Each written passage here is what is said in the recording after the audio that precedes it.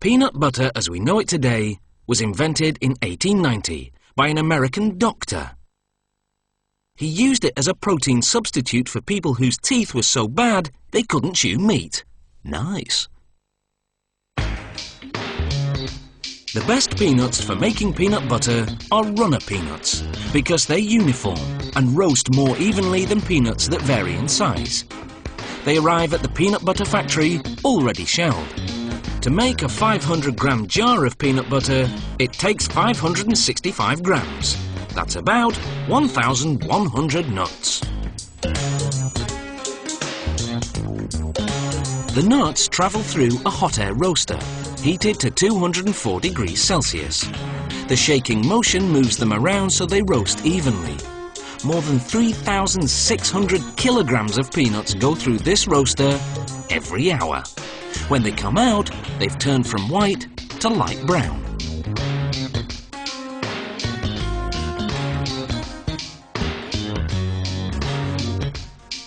Next, they're fast cooled at room temperature, using suction fans that circulate air quickly.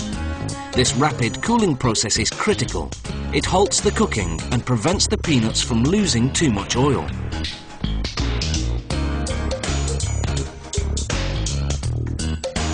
Next, the peanuts go through a machine called the blancher. It removes the outer skins by rubbing them between rubber belts. Then it splits the kernels and removes the heart of the peanut, which has a slightly bitter taste. But what's discarded doesn't go to waste. The skins go to farmers for pig feed, and the hearts go into bird feed.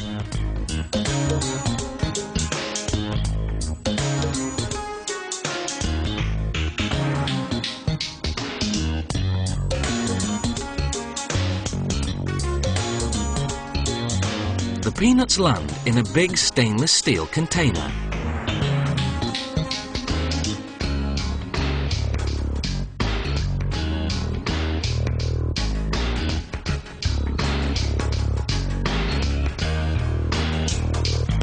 From there, they drop down into the grinder to be ground into a paste.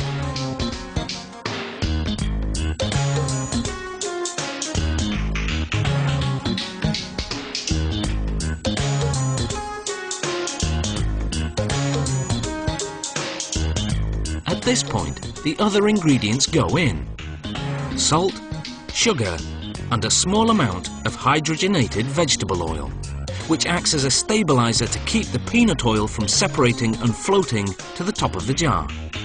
Peanut butter contains no artificial colouring or artificial sweeteners. It has no preservatives either, yet doesn't need to be refrigerated. The peanut butter is finally ready. The mixing has heated the paste to 60 degrees Celsius, so goes through a cooling system to bring it down to 38 degrees. Now, it can go into jars. Peanut butter is a healthy, protein-rich food with plenty of vitamins, minerals, and fibre. It has no cholesterol, but it does contain fat. The good news is that more than 80% of that fat is unsaturated. In other words, good fat that may actually help lower certain cholesterol levels in the blood. The bad news is that the rest of the fat content is trans fat, or bad fat.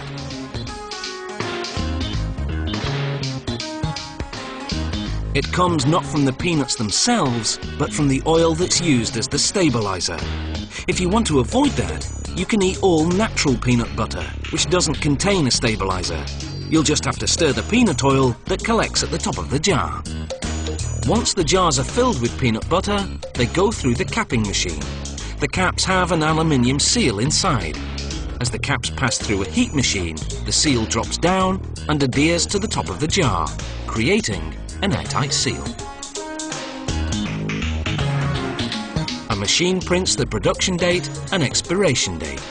Those unopened jars of peanut butter will stay fresh for one whole year, though with kids around, it usually lasts for just a week.